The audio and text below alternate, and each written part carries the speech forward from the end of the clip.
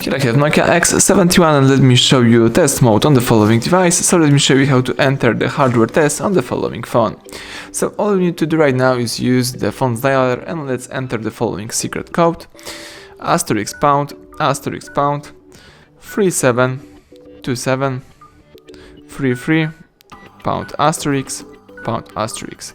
As you can see, the test mode just pops up, so here you can test your features, or you can also read a few information. For example, you can check out software and the hardware version, such as IMEI number, build number, and other stuff. You can also here tab yes if everything is correct. You can test your camera, you can test your brightness, the LED, vibrator. For example, let me test the vibrator.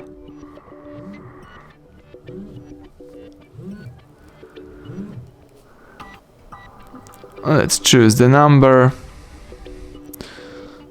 And of course you can tap no if you would like to quit it. Here you can also test your speaker, for example.